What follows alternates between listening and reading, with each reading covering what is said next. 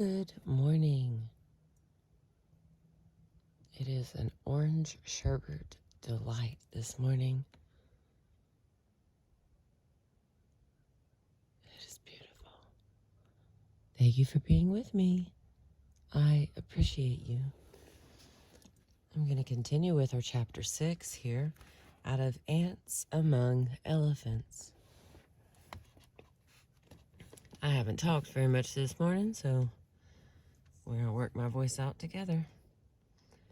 Manjula alone among all the girls graduating from Gwadivida College had got admission into a master's program that year, and of the boys only Satyam and another classmate of theirs had been accepted to Andhra University, as she was.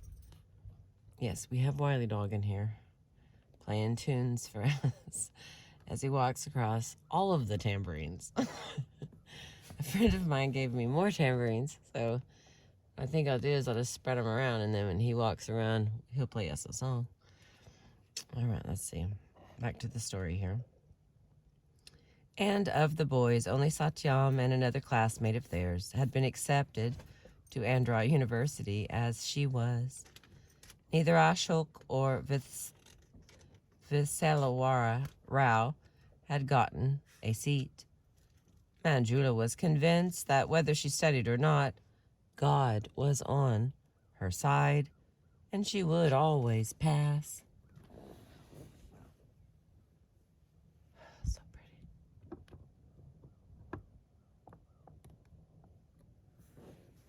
Sometimes I feel bad for reading them. They're so beautiful. We could just sit here silently together. But I do that on other days. The ladies' hostel in Andhra University was located not on campus, but in Maharani Peta, right on the beach. In the summer, palace of an erstwhile Raja. For the first time in her life, but for a brief spell in Teleprolu, Manjula was living in a puka residence.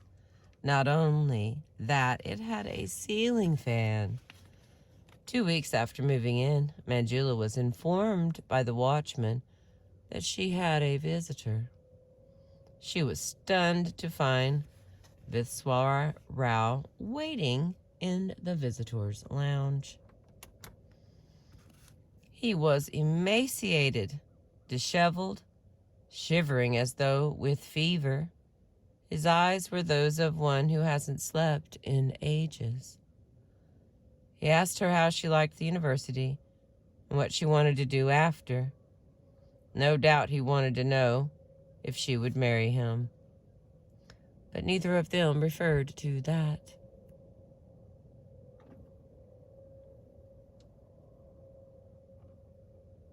After a few hours talking to her, he left unhappier than ever, leaving a greeting card on which he had scrawled something vague like, "Much water has passed under the bridge."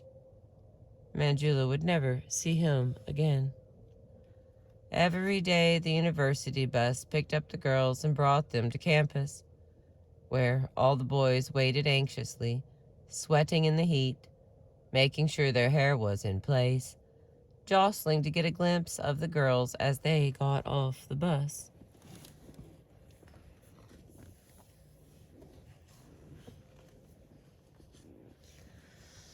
All right.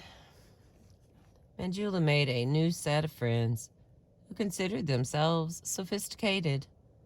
They read Telugu novels, talked about Shri poetry, and went out in the city to cinemas.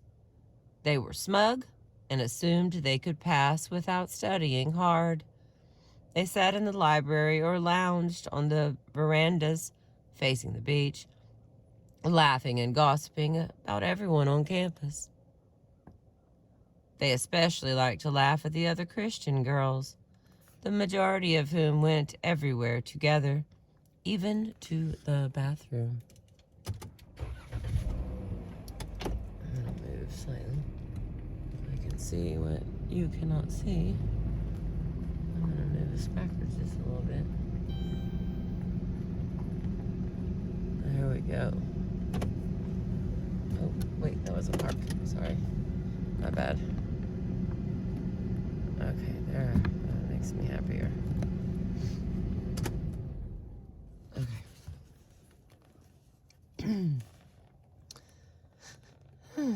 They especially liked to laugh at the other Christian girls, the majority of whom went everywhere together, even to the bathroom. These other girls, Nessie, Sarada Kelly, Susila, and the rest, went to church on Sundays and holidays and met in the evenings to read the Bible, sing hymns, and pray. They studied diligently and respected their elders and those in authority. They looked down, in turn, on Manjula and especially disapproved of her going to the movies, which was considered a sin. Another Christian girl in the hostel, Rashwari, also did not belong to the Christian clique. She was the embodiment of a popular stereotype of untouchable Christian girls. As portrayed in Telugu movies and novels, the young woman of this type is named Lily or Rosie or Roha or Mary, usually a nurse or secretary. She is vulgar in her dress and behavior and constantly throws herself at men. Manjula and her friends called girls of this type moderns. Rashwari used eyeliner and lipstick, coated her dark face with talcum powder, and loosely braided her hair. She wore high heels, short-sleeved blouses, see-through saris, whose ends were always slipping off her chest, and most horrifying in Manjula's eyes, a brassiere. The other girls wore a smaller white blouse under their blouses.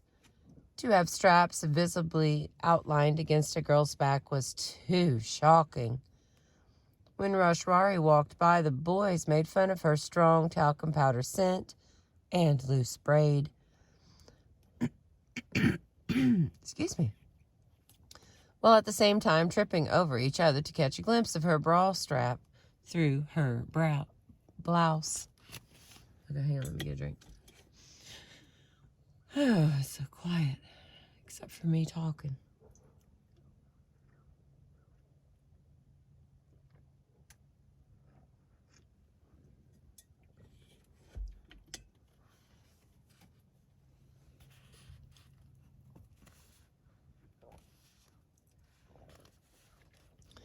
Rashwari was friends with the only other modern in the hostel, who to everyone's shock was not an untouchable Christian, but a Brahmin. Manjula often wondered what was wrong with this girl. Why many untouchable Christians liked to be stylish in this way.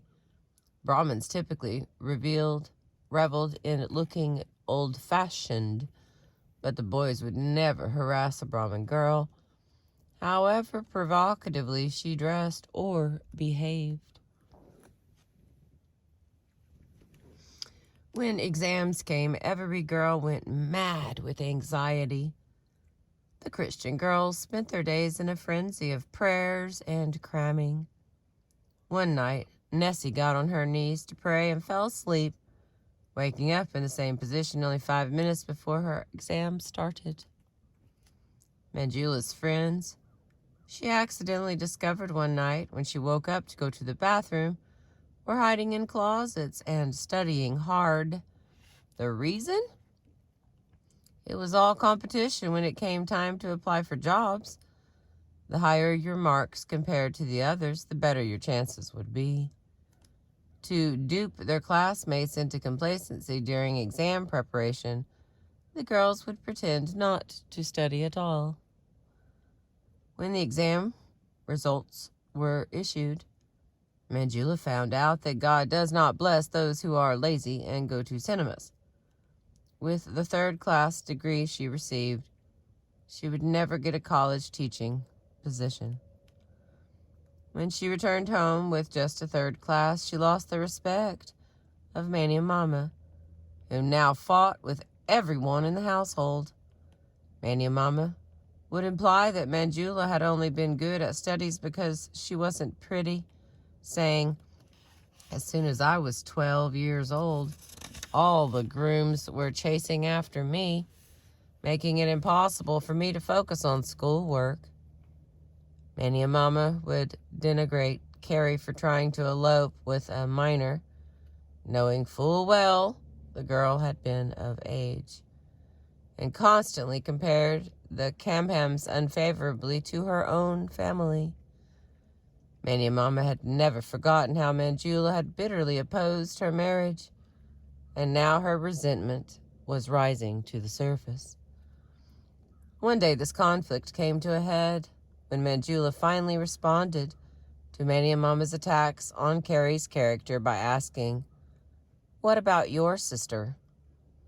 After Santhamama's husband kicked her out, she had taken up with a common man as his mistress. Manyamama was outraged. She dropped what she was doing, gathered her children, and walked out, swearing that the Camhams would never see her again. Excuse me. Prasanna Rao, coming home, learned what had happened and went running after her to the bus station. Manyamama told him she could never again live under the same roof with Manjula. The menfolk discussed the problem and decided to send Manjula away to get another master's and try, this time, to get at least a second class. They needed peace in the house. They knew Manjula would not be permitted to reapply to the regional university, AU. Her only chance to pursue her studies was to seek entrance to one of the central universities, of which the closest was Benares Hindu University, BHU, in northern India. A journey of 2 days by train, and it was now too late to file her application by mail. She would simply take all that she needed and travel to the campus to apply in person, with no assurance she would be accepted. Prasanna Rao sold his house and the 200 yards of land it stood on for 600 rupees. With 300 of those rupees, he sent his daughter far, far away from home, to a place they had never been to, where people spoke a different language, ate different food, wore different clothes, and even lived under a different climate. For lack of money for an extra ticket, Manjula's brothers, for once, relaxed their policy of not allowing her to travel by herself. They just put her on the train to Benares. She found her berth, tucked her luggage under it, lay down, and promptly fell asleep. Thusk! The newly married Marwari girl, sitting on the opposite side with her husband, sneezed in her feminine way. Manjula, startled, woke up agitated and began to mutter, "Naini, Naini," the name of the station where she'd been told the train stopped long enough for her to get out and refill her water bottle. The Marwari groom replied kindly and knowledgeably in Hindu, "Nai Nani, Ayagi das pudra minute mean." Manjula made out only the das pudra minute 10-15 minutes apart, that part. She lowered her feet into her pair of white Hawaii slippers and began to look under her berth to make sure her green iron trunk was still there. From the small cloth bag in which Manyamama had packed food for the journey, Manjula pulled out a thin bottle whose label had long since been scrubbed off with sunlight, soap, and water.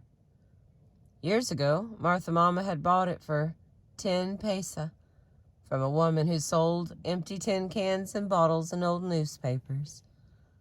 The train slowed and eased into Naini station, just as the Marwari man had said. Within 10-15 minutes, Manjula got off and ran over to the railway tap on the platform. She splashed cold water on her sweaty, soot-encrusted face. Then she cupped her hands under the tap and drank to her heart's content. She filled the old bottle with water and carefully screwed the cap back on. Feeling refreshed, she looked up.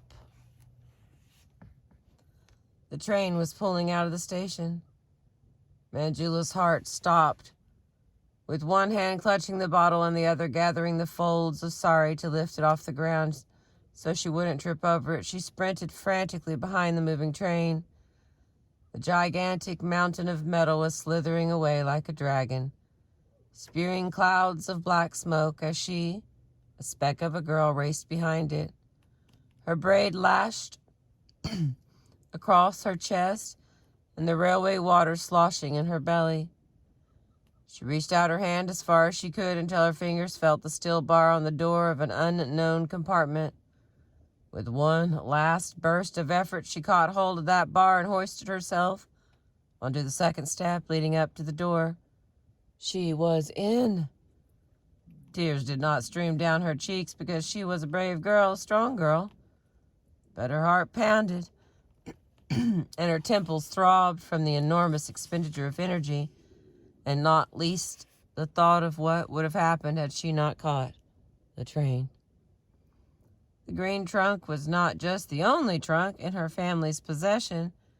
It contained the documents on her birth, the documents certifying that she had gone to school and passed, and the documents recording her caste, together with the 300 rupees her father had given her.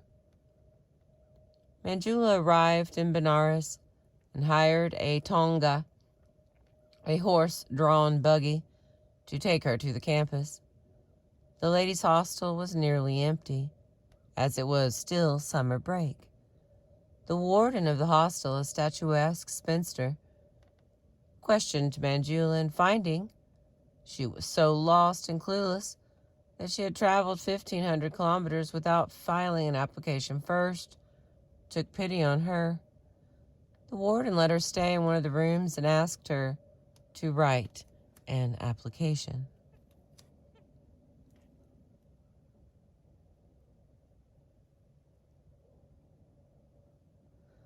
It was hellishly hot, no fan. Unable to sleep, Manjula would lie in the open on the terrace as people did at home. People who saw her were horrified. Don't you know in these parts people who sleep outside in summer are dead by morning? She submitted her application for the master's program in history, got accepted, and was given a piece of paper which she carefully placed under her pillow. The first day of class, the professor told Manjula her name was not on the list of registered students.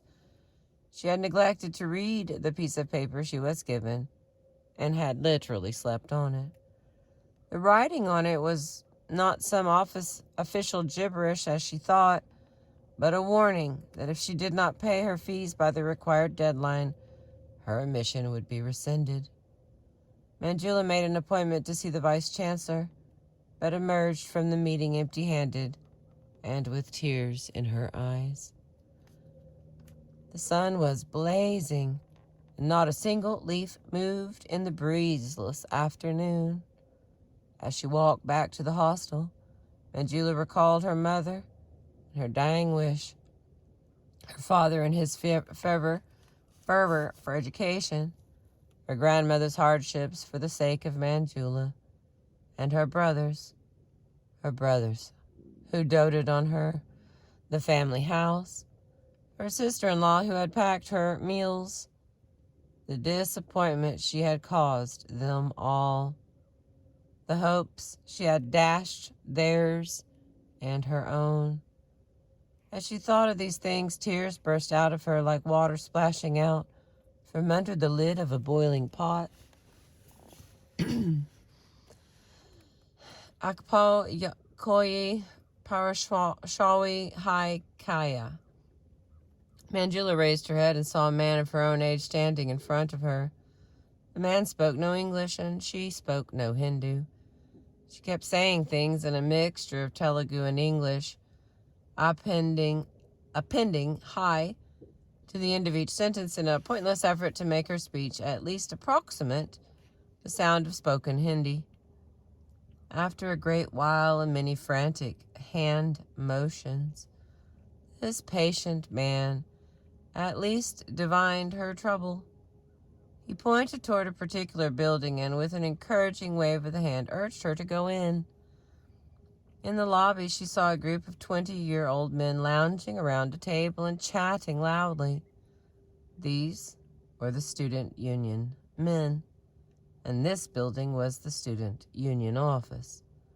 One of these young men, leaning back in his chair with his foot rested on the table, simply took her papers as he continued talking, and without even looking at her, scrawled something on them. Admit her.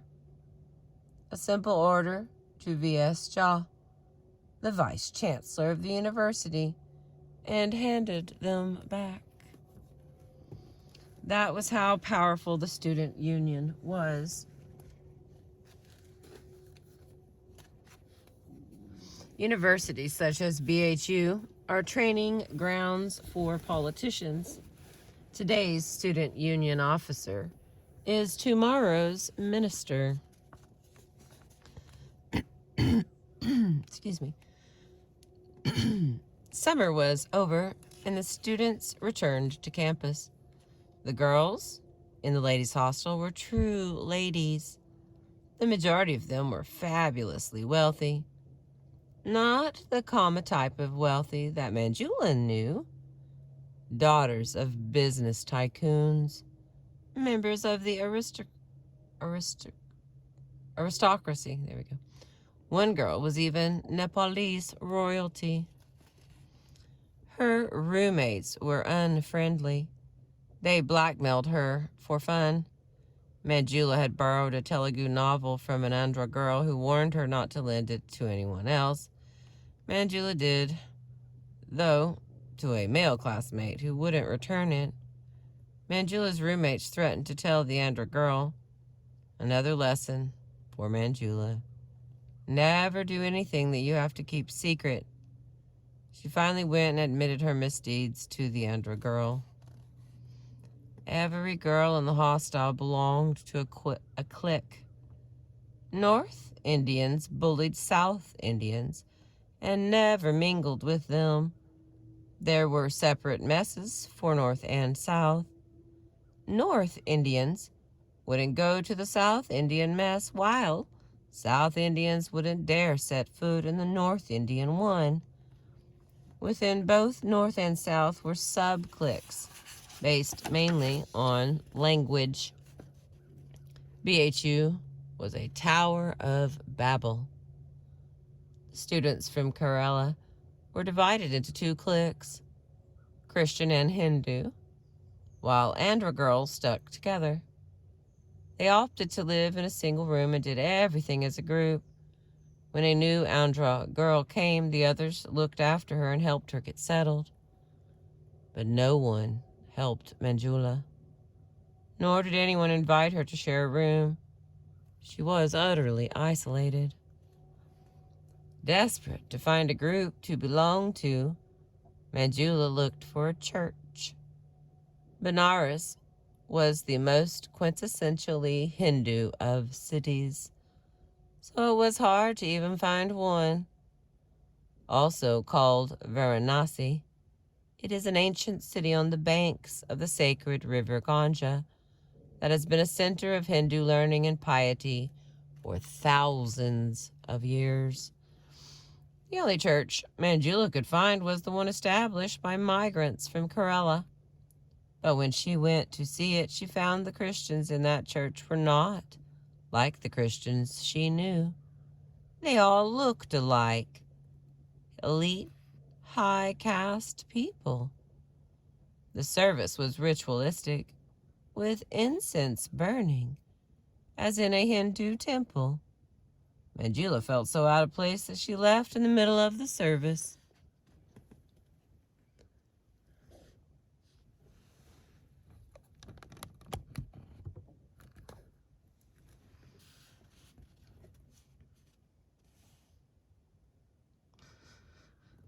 Okay, let's see, where was I?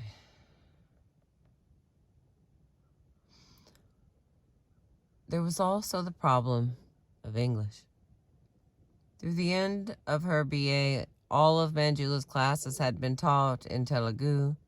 She had struggled at Andhra University to read and write in English, and at Benares she faced the same difficulty.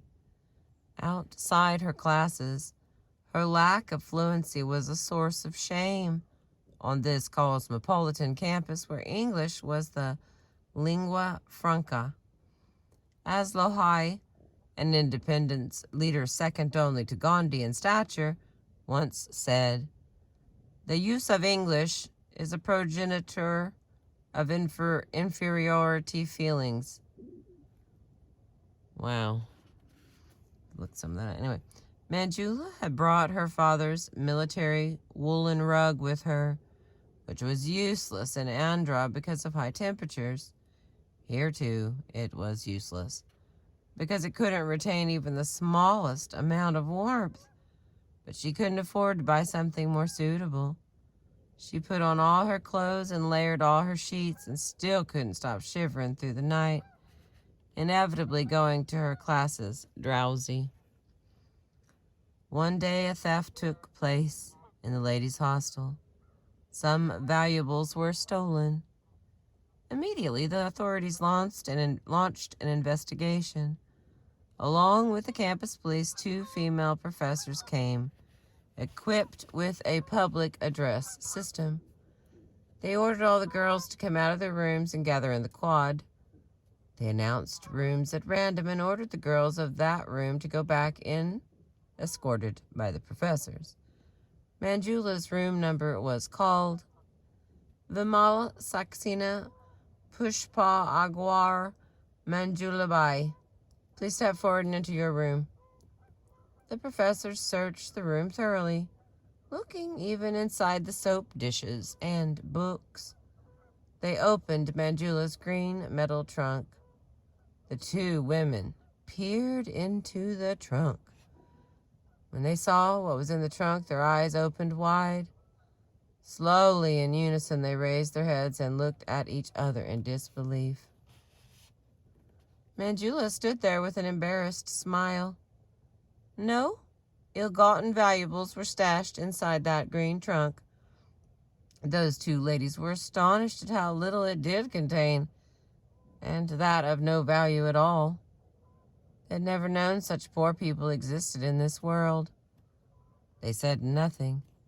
They were neither patronizing nor mean, but their shock was transparent.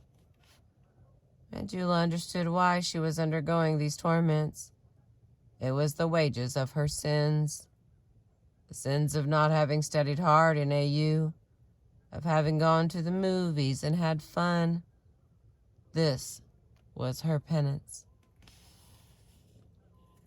Papa Prakshalana, atonement for sins. She must not waste one moment on feeling sorry for herself. She must purify her soul. She must work hard now, with the aim of getting a first class. She studied all the time, spending long hours at the library. Except for meals and 6 hours of sleep, all she did was study. At the end of the first year, Manjula stood second, just 2 points below the first-rank student. On her way to the library one morning, Manjula was accosted by the history department's peon. He told her the head of the department wanted to see her. Professor R.S. Tripathi was old and doddering, but his renown as a historian was such that he was welcome to keep his position at the university as long as he liked. Inside his office, Manjula saw her own instructor, Professor Pathak, sitting to one side with a broad smile on his face. He proudly introduced Manjula as the most brilliant student of his class.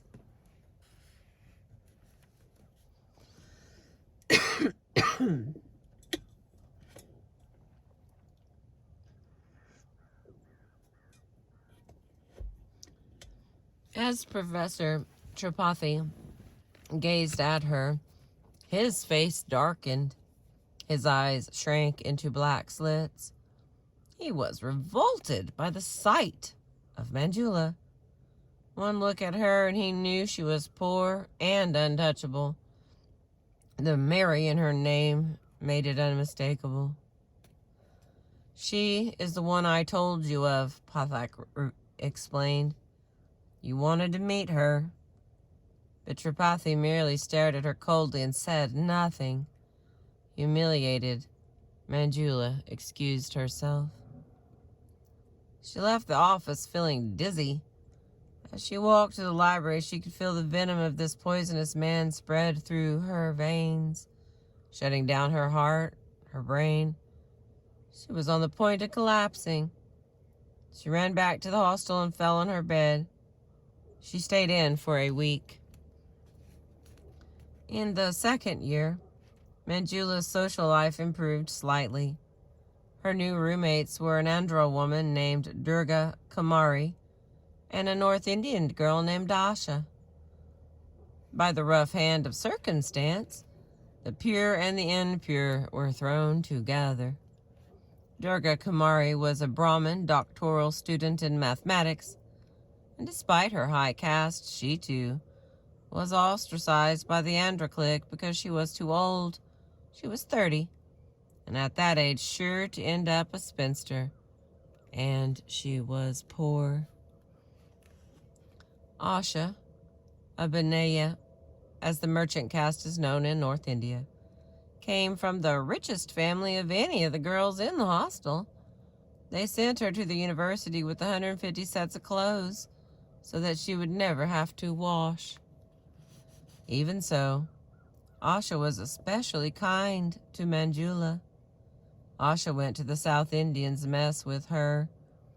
When Manjula met Asha's aunt, Professor Premavada Shah, Manjula learned it was not necessarily a curse to be a spinster, as she had always been taught.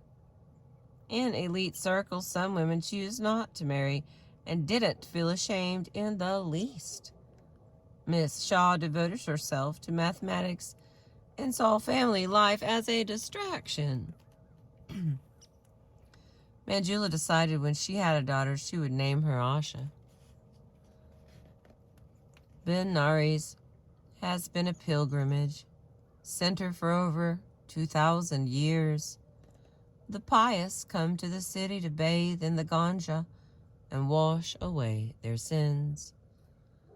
Though Manjula's roommate, Durga Kumari, was ostracized by her Andhra classmates, as a Brahmin she felt entirely at home in Benares.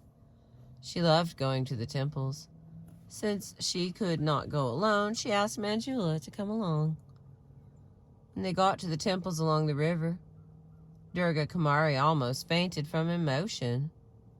The force of the divine that infused every element there, the air, the water, the sand, and the fire, consumed her Brahmin soul. Manjula, on the other hand, almost fainted from disgust.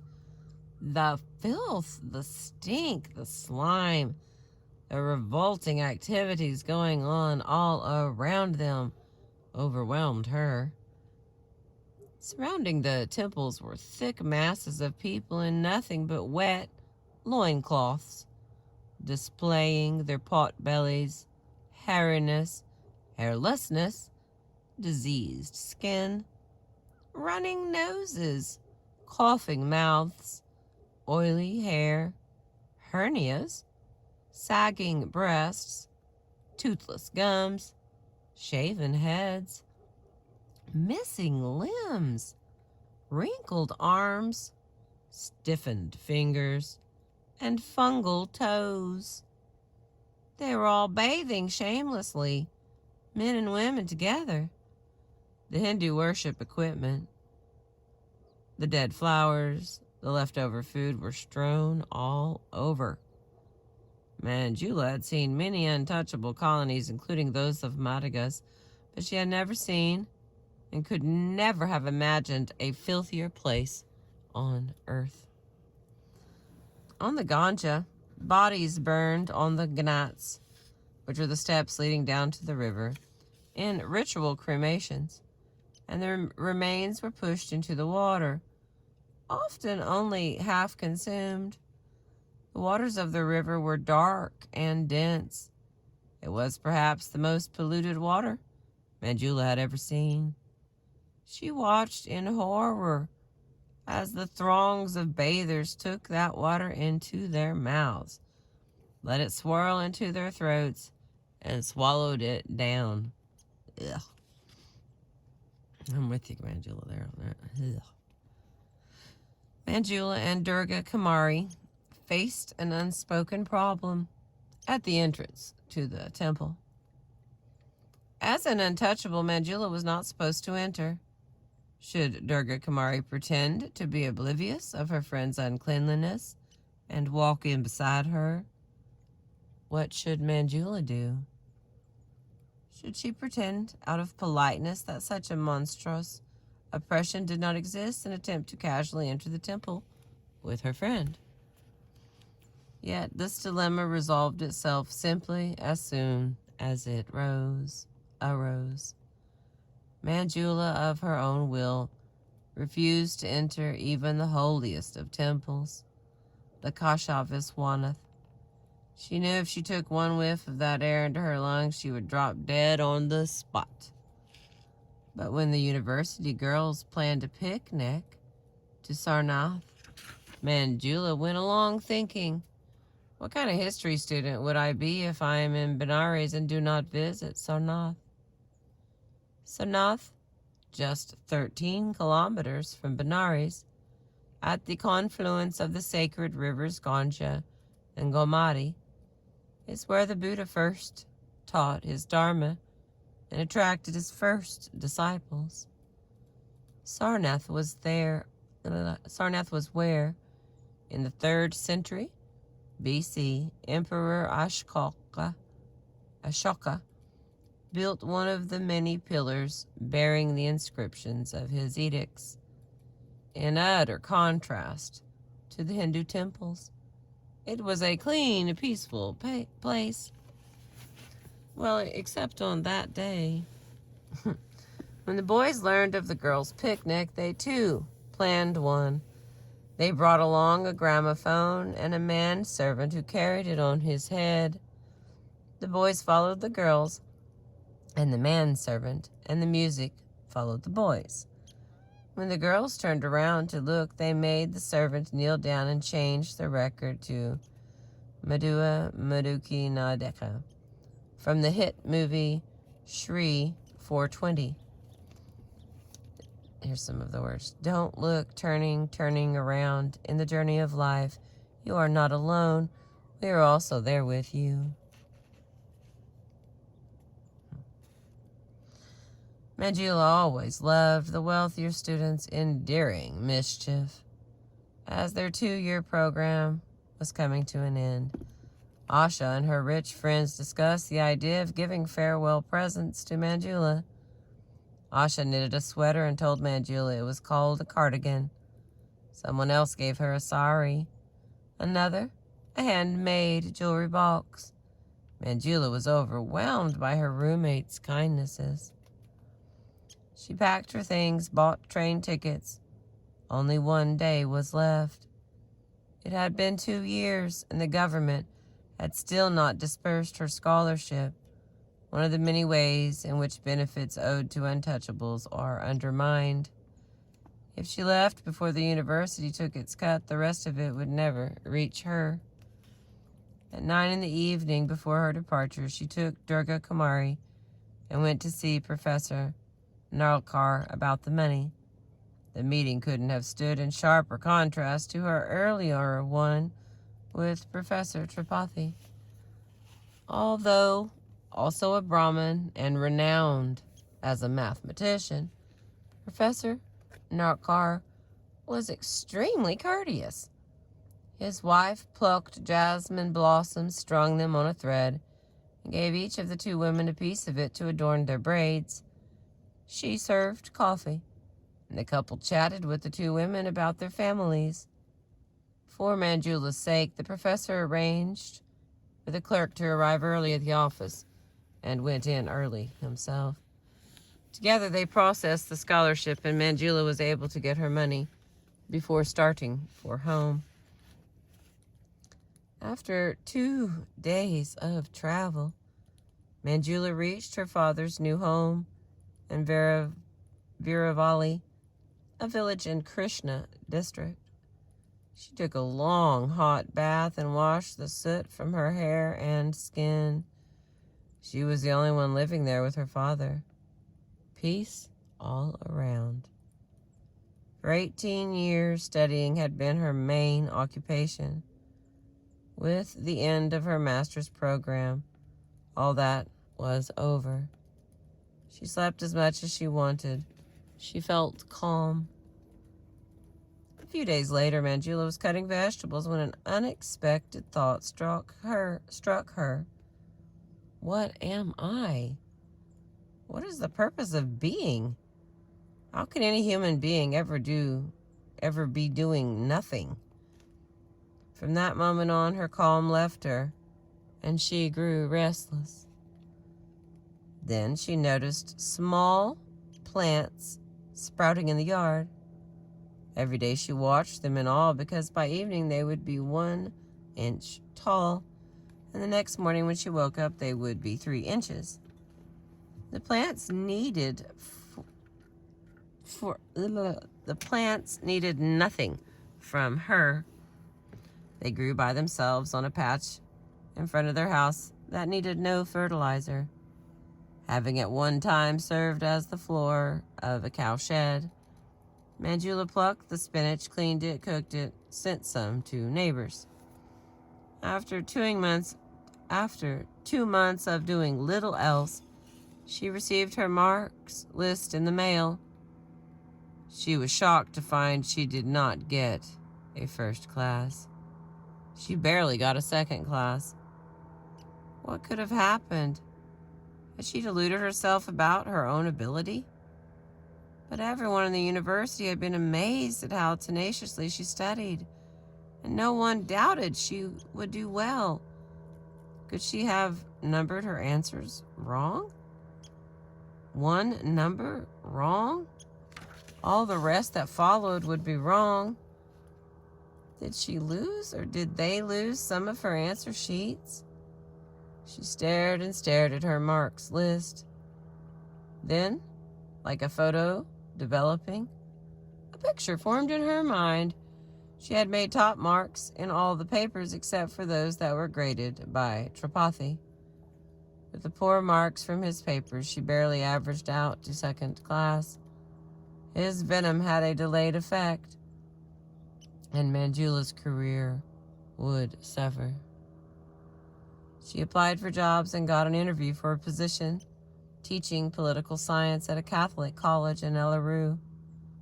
She dressed in a modest white sari and no ornaments, gathered her certificates in a loose pile, and caught a bus to Elleru. Just as she got off, the sky opened up. She was drenched to the bones. Her certificates were a sopping mess. She was not going to get the job, she knew. Not only because of one of her sandals had washed away in the rainwater, but also because she had not studied political science. History had been in demand when she started college 8 years before, but by the time she graduated, no history jobs were left. But the Catholics loved her. They correctly assumed that her poverty, modesty, and plain white sari meant she would be docile. They told her to expect papers by mail. Just as she returned home from Elleru, Manjula was asked to another interview, this time at AC College in Guntur. She went and was told to report for a 3-month temporary job. It was hardly worth her going there for the sake of such a short-term position, but it didn't matter. She would be hearing from the Catholic college soon. Luckily, Vijayalakshmi was in Guntur, working in another college and living on campus. Manjula came to stay with her, explaining, I will be leaving in a couple of days as soon as I get the papers from Elleru. Days passed as Manjula waited for the envelope from Mellaroo to arrive. Her friend suggested that she buy her own comb and sheets and soap. But just a couple of days, said Manjula. Again and again, her friend proposed, let us go to the bazaar and buy you a few things. Again, Manjula demurred. Finally, summoning the necessary cruelty, Ovi told her, look, Manjula, you are not going to get the job in Ellaroo. You're going to stay here in Guntur. Ovi finally told Manjula the whole story. Their classmate at AU, Sarada Kelly, one of the Christian gang, was already working at Ellaroo. The Catholics had said to her, we interviewed a girl, Manjula, whom we like very much. She said she was in your batch at AU. Sarada Kelly told them, she does not go to church, she goes to movies. And the most damning of all, hers is a communist family. Sarada did not say this out of spite, but because as a Christian it was her duty to tell the truth, not to mention that her own sister interviewed for the same job. Heartbroken, Manjula agreed to go to the bazaar. Hang on, let me get a little drink. It's still pretty.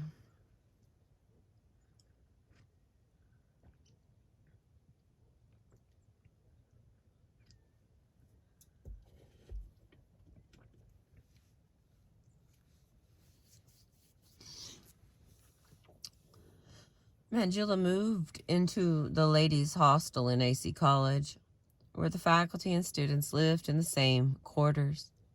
Right away, the women split into two camps: rich, fashionable, and religious Christians who were contemptuous of Manjula, and poor, rustic women who adored her. The latter hung around in her room, and seeing that she was even more of a bumpkin than they were, tried to teach her how to look fashionable, how to wear a sari properly, how to walk.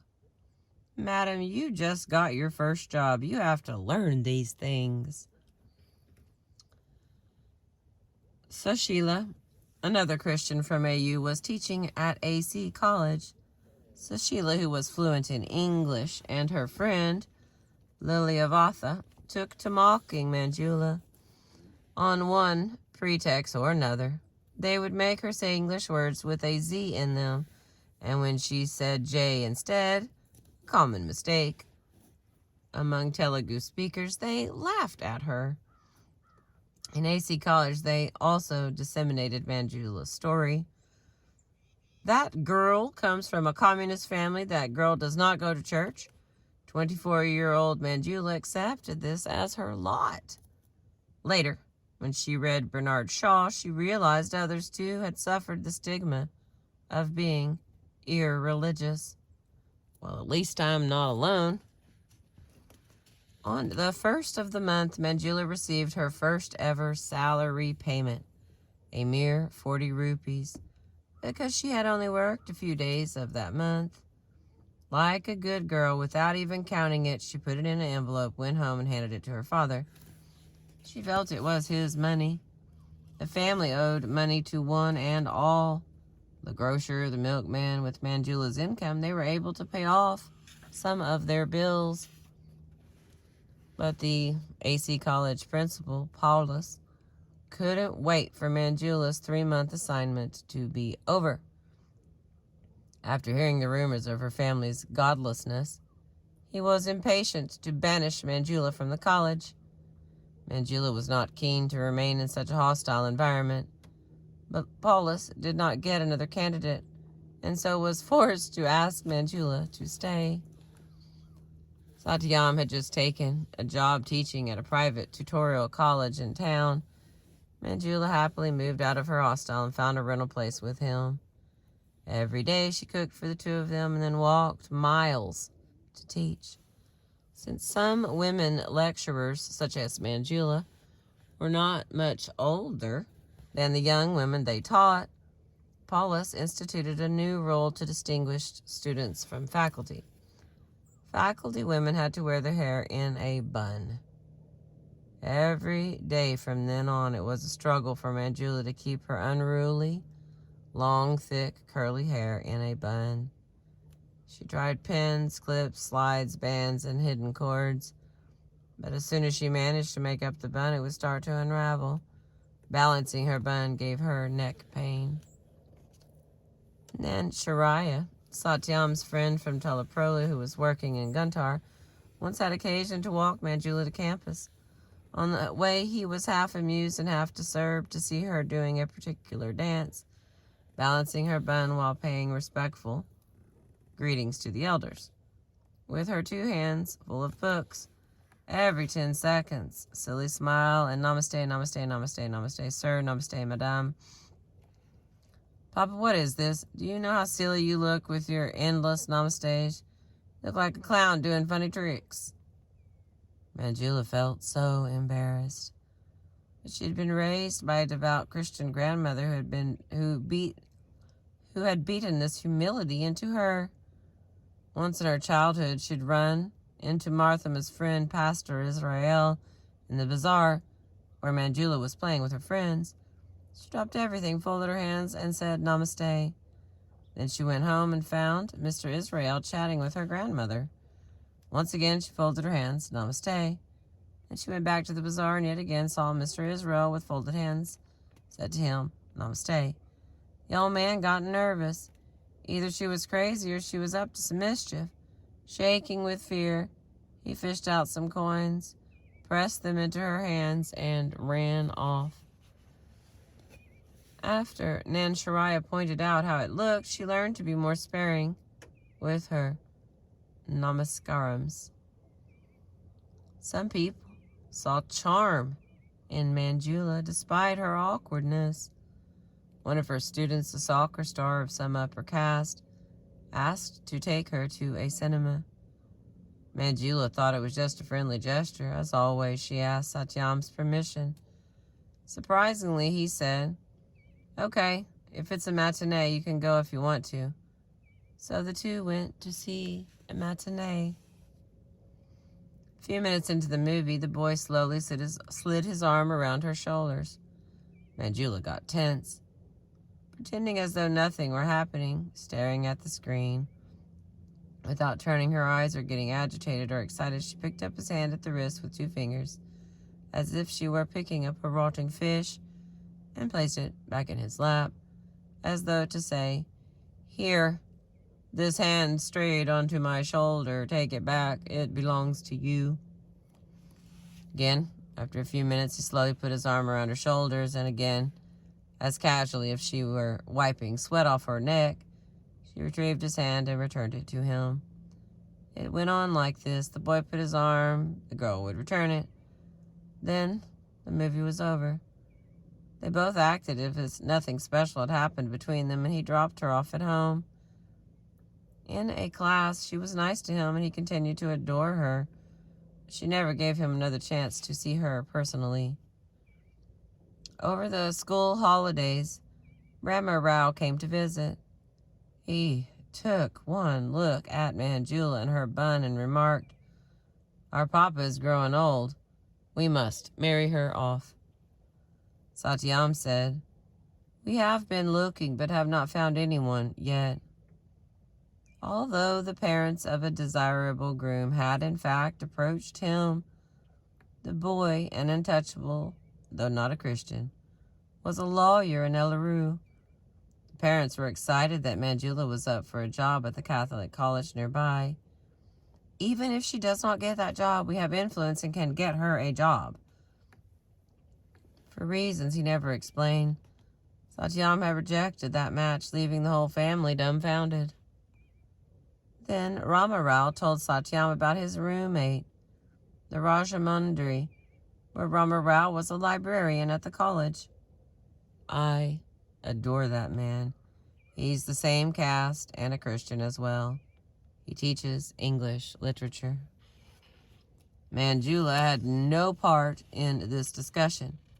Rama Rao took Carrie back with him so that his roommate could help him pass English. Carrie returned and said how much he loved that man. Then Satyam went to meet him and returned with the same opinion. But once again, for some reason, he let the match go by the wayside.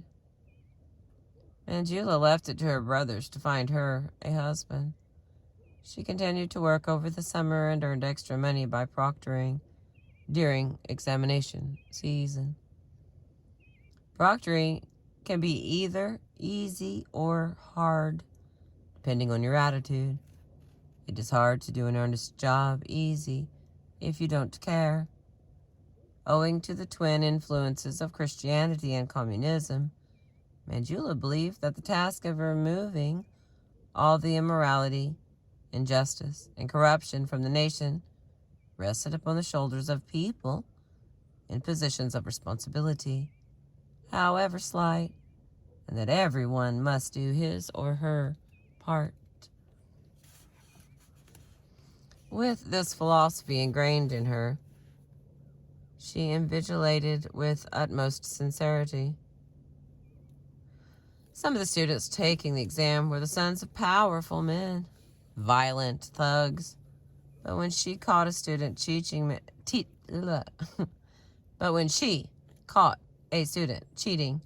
Manjula just yanked his cheat sheets out of his hands or pockets or underwear and flung them out the window. Then she would book the student, ruining his prospects. She struck terror in the hearts of students and lecturers alike. Some of her colleagues would request that she let their favorite candidates cheat. She told them no. One student's father was a clerk in the AC College administration office, and the student's brother was a lecturer in charge of examinations that year. Manjula watched the student closely and noticed he had a thick stack of answer sheets. "What is this, Abba? It hasn't been half an hour since the exam started, and I don't even remember him asking me for extra answer sheets. How come this bugger already has a 2-inch thick stack of answer sheets?" She investigated and found he had taken a stack of answer sheets the day before, written answers to all the possible questions at home, and brought them to the exam hall. She booked him. Word went out. The vice principal came running. First he held her hands. Then he fell at her feet and pleaded, "Amma, please don't report him. If you do, his family will be on the street." The vice principal, the lecturer, the student's father, and the student begged her for an hour until finally she relented. But she confiscated and tore up all the fraudulent answer sheets. Now that Manjula was making plenty of money, Manny and Mama wanted to come over to stay. Her sister, Santhama, wanted to come too. Santhamama had grown closer to her father-in-law, Prasanna Rao, and he asked Manjula to let her stay. Her pretext? She had contracted venereal diseases from her Kama lover and wanted to get treatment in the big hospitals of Guntur. Carrie didn't want to be left out and said, "Why should I stay in the village? I also want to come." His excuse was he could brush up his English, a subject he still hadn't managed to pass. They have high-quality English in cities. They all came to stay. Whatever she was paid, Manjula would promptly give it to Satyam. He gave her an allowance of 15 rupees a month. Satyam enrolled himself in a Bachelor of Education program. Exams signaled the end of the academic year. As her job was only temporary, Manjula had to reapply and interview for the next year. On the way to the office, she ran into the father of the boy whom she'd caught cheating. She namskarammed him. The man told her, "Mr. Paulus is very angry with you. It seems that you don't namskar him enough. He said that you are a disrespectful girl." The man advised, "Just go inside his room and just tell him how sorry you are and ask for forgiveness." Manjula sent word to Paulus asking to see him and waited on a bench outside his office. Her family's financial situation was quite bad. Her brother had 3 small children. Without her salary, they could not eat. She desperately needed the job. 3 hours passed. Still no call from Paulus. He was purposely making her wait. Manjula decided, I don't want to beg that nasty man. I don't care if I have a job or not. She went home.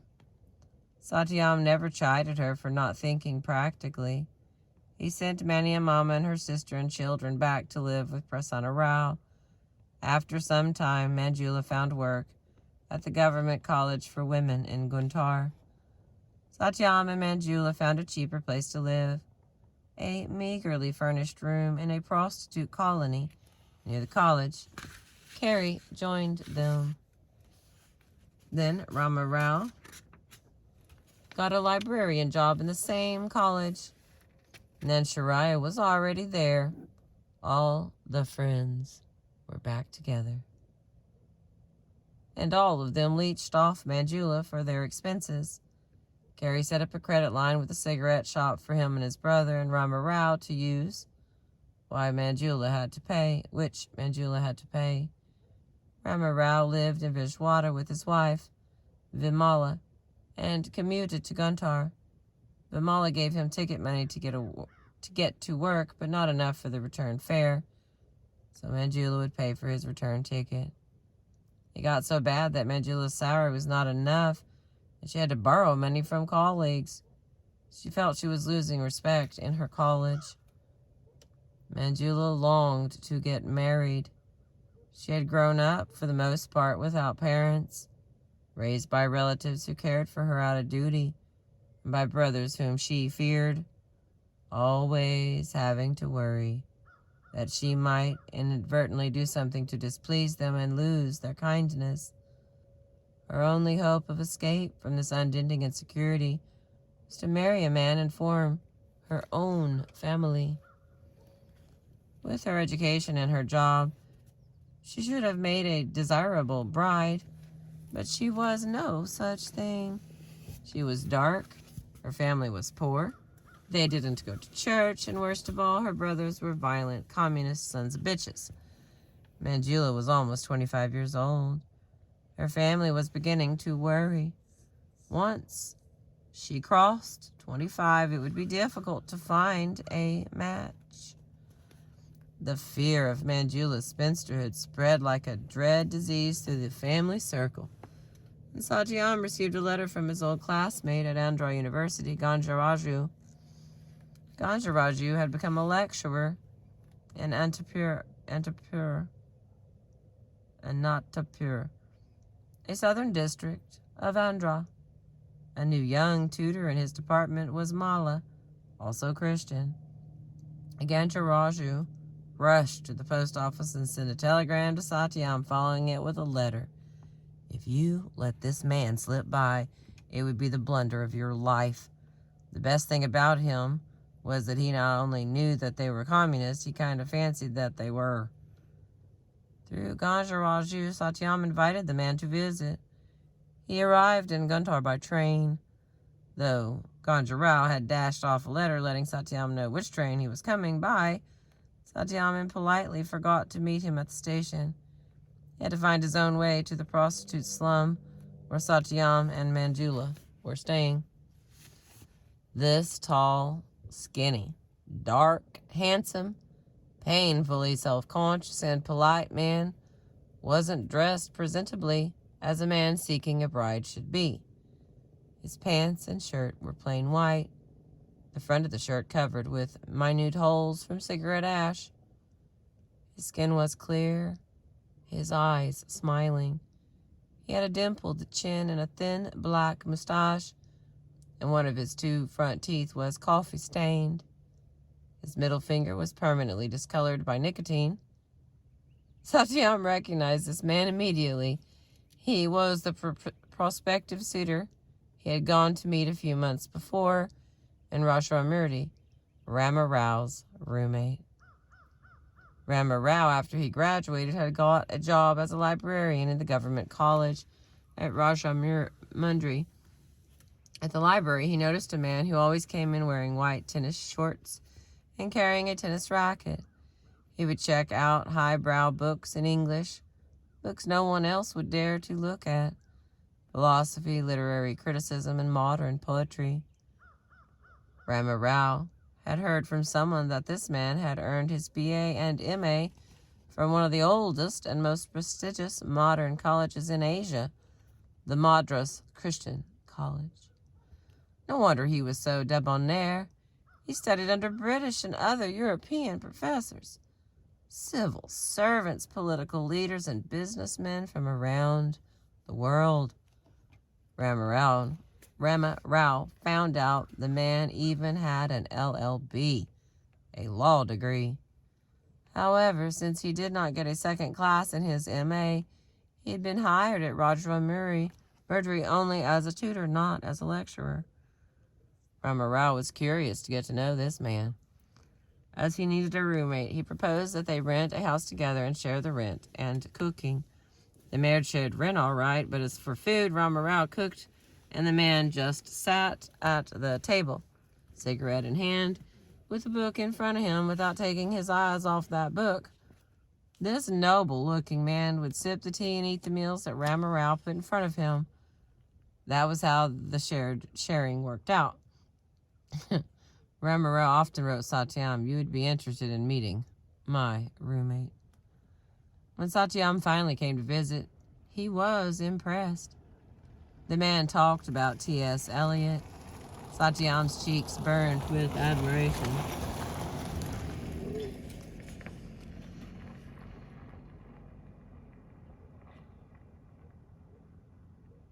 During his visit, the students at the college called a strike, demanding that their regular lecturer, a famous man, and a reputable teacher be replaced by Rama Rao's roommate, Prabhakara Rao. I'm going to go carry around. A mere tutor. The famous lecturer had made the mistake of asking Prabhakara Rao to fill in for him and entertain his class one day when he was called away. Prabhakara Rao decided to lecture this teacher's final year BA students on Macbeth, no matter that the work was not on their syllabus. When he lectured, he was transformed. He went into another world and took the students with him. At the end of the hour, it was as if they had come out of a trance. The principal responded to the striking students' demand. "But how do you expect me to appoint a tutor in place of the lecturer? He doesn't have an MA. These are not my rules. These are government rules." Yet the students stubbornly kept up the protest for a week.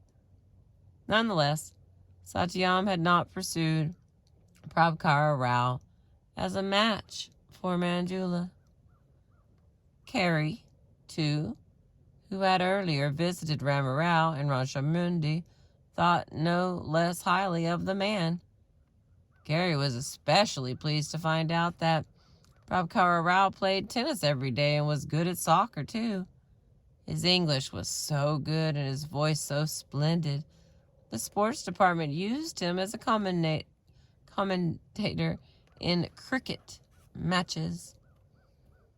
A few months after Carey's visit, both Rama Rao and Prabhakara Rao left Rajamundry, Rama Rao becoming a librarian at the Government College for Women at Guntur, and Prabhakara Rao an English tutor in Anantapur College, where Ganjaraju met him.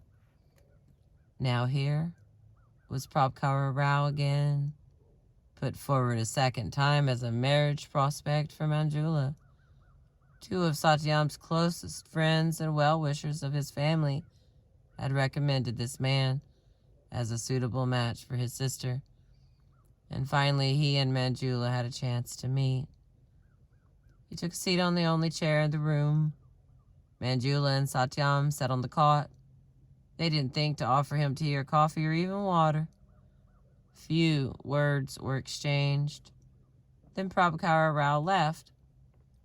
After he went back to Anantapur, there was no word from him and no other prospects for Manjula. Satyam asked Ganjaraju to find out what was going on with Prabhakara Rao to see if he liked Manjula. Ganja Raju went looking for Prabhakara Rao and found him at the tennis courts. So have you made any decision regarding my friend's sister? Yes, I like her. Prabhakara Rao blushed somewhat. Ganja Raju immediately telegrammed Satyam the good news. Even though Prasanna Rao had never seen the groom, he was satisfied since both his sons respected Prabhakara Rao for his scholarly qualities. But as the Kamhams began to think of wedding plans, no further communication came from Prabhakara Rao.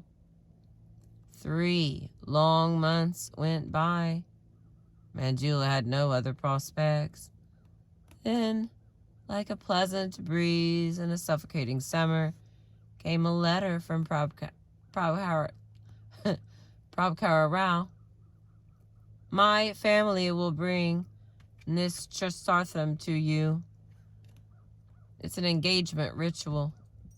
Prasanna Rao had earlier gone to Kakinda to see what Prabhakara Rao's family was like. He returned brimming with joy. They seemed like a respectable family. When he returned home from that trip, a man was waiting for him. The man said he was looking for a bride for his son. Strange, no one had ever sought after Manjula, and now that she had a match, here came another one. It was a good match. The boy was a forest ranger. Rangers make suitcases of money and regularly employed several peons and chauffeurs, and the proposal was very much according to the custom. The groom's family. What are you doing, baby? What are you doing? You need some water? You thirsty?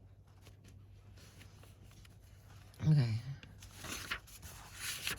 There's like 2 pages left. I know this one's long, but it's pretty good too. It's pretty interesting. What are we looking for, baby? What's happening? What are we looking for? What are we after? You want me to let you out? You want to get out again? Because it's bright? There you go. Just come back. He's been good long enough. Okay, here we go again. And here come, now that she had a match, here came another one. It was a good match. The boy was a forest ranger. Rangers make suitcases of money and regularly employed several peons and chauffeurs, and the proposal was very much according to the custom. The groom's family had come to seek the hand of the bride. Anyone would readily ditch Prabhakara Rao and go after this forest ranger. Seriously. I did push the wrong button. That was me. But Prasanna Rao was a man of honor. Forgive us, sir, we've already said yes to someone else.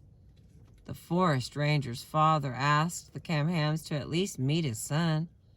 Sorry, sir, the man went away much disappointed. The Kamhams went into a frenzy preparing for the groom's party visit.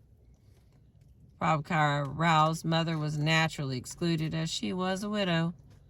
Widows are held to be bad luck and barred from all auspicious events.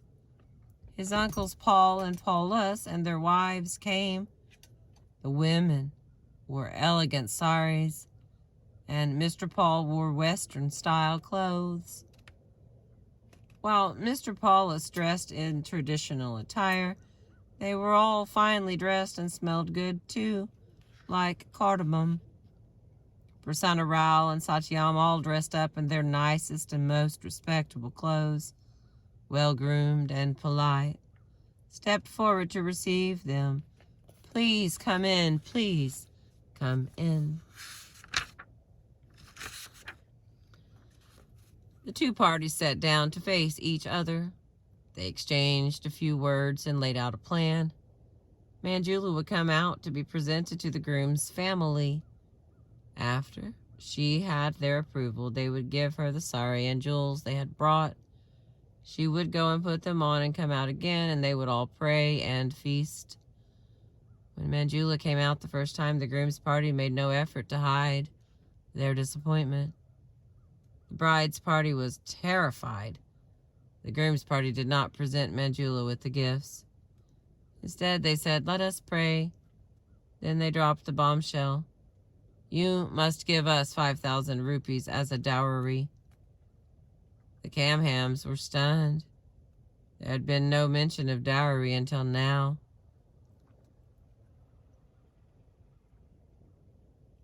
Aunt Nagaratha Mama, who had come for the occasion, was outraged. "This man is a mere tutor. Our Manjula is a lecturer. How dare they reject her?" Carrie yelled at her. You keep quiet. Tutor, lecturer, what does it matter if they like each other?" "What is the problem, gentlemen?" Satyam asked. Mr. Paulus said one of Manjula's legs was shorter than the other. From inside the house, Manjula heard that. Just as she'd beat herself up when she got second class at Benares, trying to figure out what had gone wrong, she thought, maybe from sitting on the floor, my foot might have become numb and I walked funny. Prasanna Rao stood up. "We cannot afford a 5,000 rupee dowry. Even if we could, we wouldn't pay." Not paying or receiving a dowry was a matter of principle for him, and to ask for it like this was an insult. In all of this, Prabhakar Rao was silent. Then suddenly he got up and walked out quietly.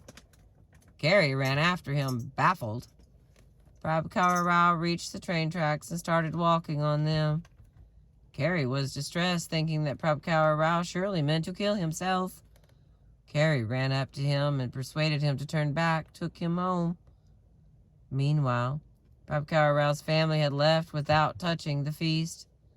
Then Prabhakar Rao left too.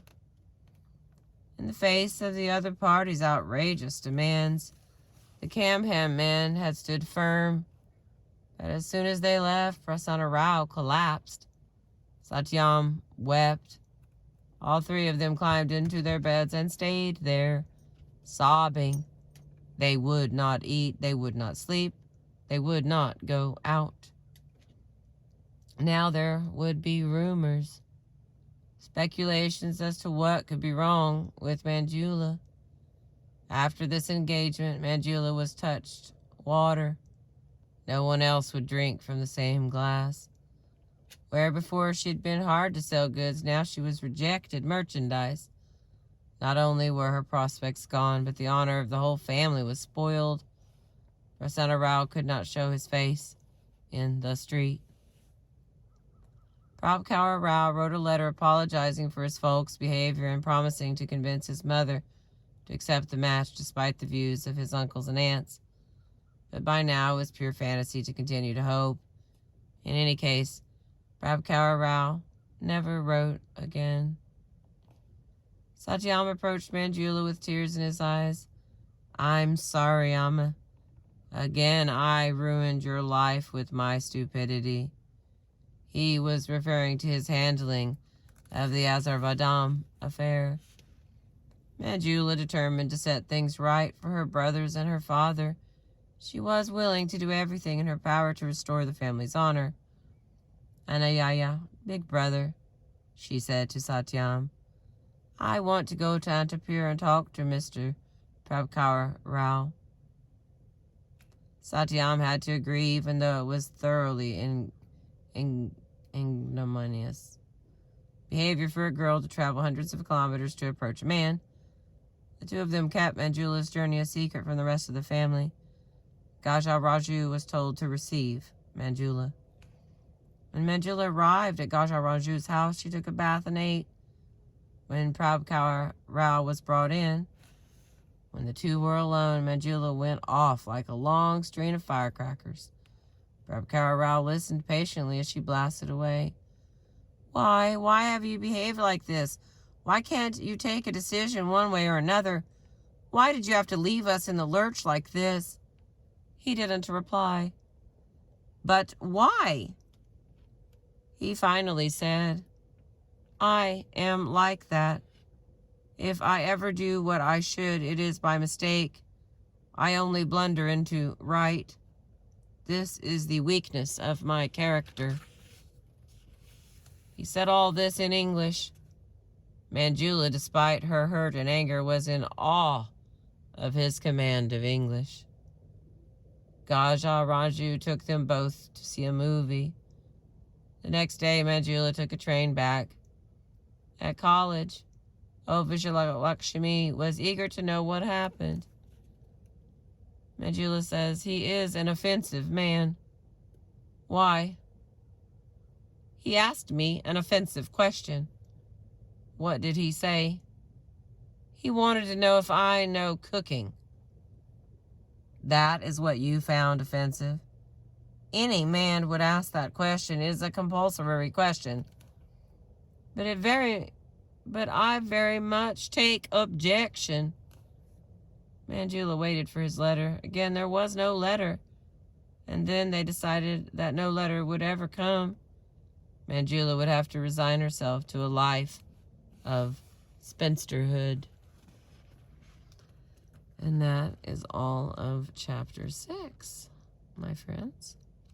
Like I said, this book only has, looks like 10 chapters. So we've only got 3 left. I'm very excited. I've had a great time reading this to you. Like I said, I know this one's a little longer, but I wanted to get the whole chapter in for us, those of us who are following along. I appreciate you. Quick picture of our book, so you know what you're looking for if you're looking for it. Thank you for being with me. I appreciate you.